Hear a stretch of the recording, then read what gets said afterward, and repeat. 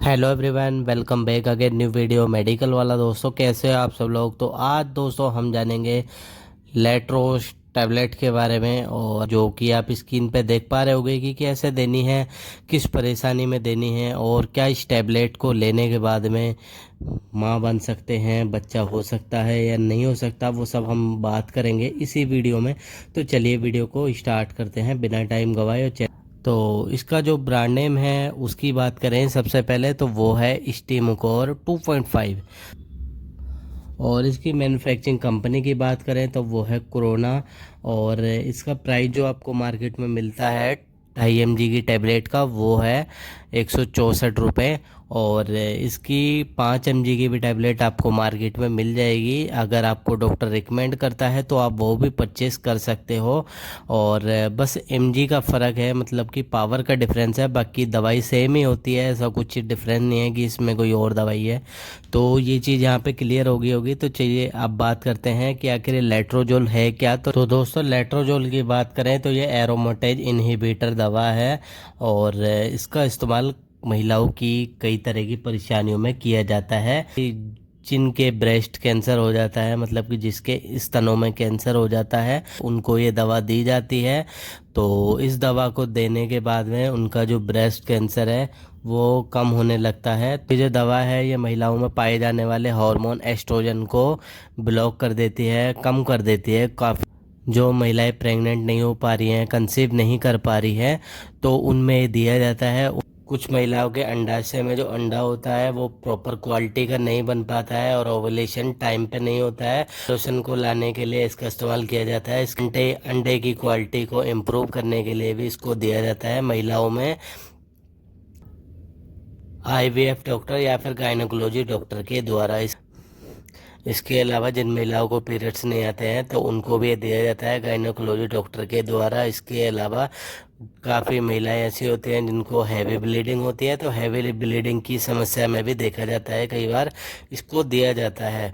तो इन सभी परेशानियों में इसको यूज़ किया जाता है। आइए बात करते हैं कि इसको लेने के बाद में साइड इफ़ेक्ट क्या दिखने को मिल सकते हैं। तो इसको लेने के बाद में साइड इफ़ेक्ट की बात करें तो उल्टी का मन, सर में दर्द होना, पेट में दर्द होना, उल्टी का मन होना, और एक अजीब सी बेचैनी होना, इस तरह की कुछ समस्याएं दिखने को मिल सकती हैं। और अगर इसकी डोज़ की बात करें कि डोज़ कैसे लेनी है, तो इसमें 5 टैबलेट होती हैं, और इसको ज़्यादातर मोस्टली कंटिन्यू एक दिन रोज़ एक लेने की सलाह दी जाती है।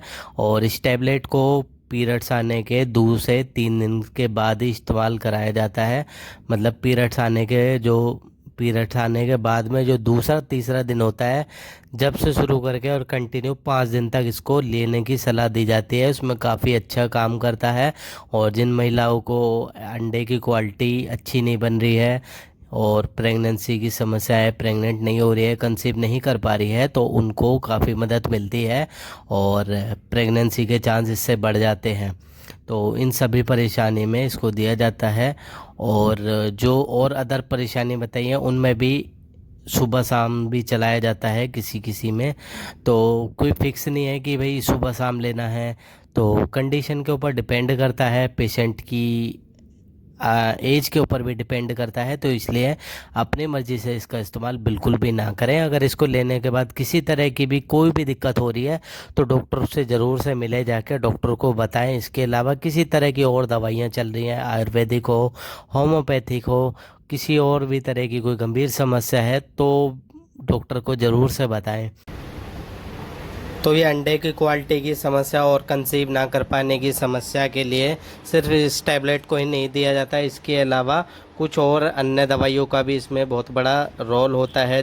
ओमेगा 3 Q10 और एक टैबलेट और आती है ओवारिस प्लस, इस तरह की कुछ टैबलेट और साथ में आयरन की टैबलेट मिला के दी जाती हैं। कुछ इंजेक्शन भी होते हैं जो लगाने होते हैं, जैसे कि SCG।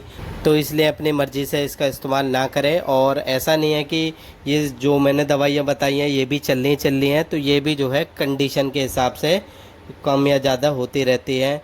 ऐसा नहीं है कि सारी जो मैंने बताई ये भी, ऐसा हो सकता है कि दिन में इनमें से 3-4 यूज़ कराई जाएं, या फिर किसी किसी को सारी यूज़ कराएं। तो फिर जो है, तो आई होप कि आप समझ गए होंगे कि मैं क्या कहना चाहता हूँ।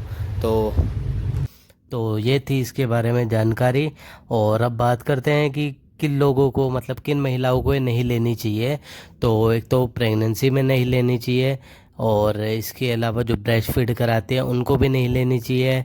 इसके अलावा जिनको कुछ और गंभीर समस्या है तो उनको भी नहीं लेनी चाहिए। और यहाँ पे एक सिंपल सी बात और बताऊँ, प्रेग्नेंट महिलाएं और ब्रेस्ट फीड वाली महिलाओं को तो वैसे भी नहीं दिया जाता, और उनको ज़रूरत भी नहीं पड़ती है प्रेगनेंसी के दौरान और ब्रेस्ट फीडिंग के दौरान।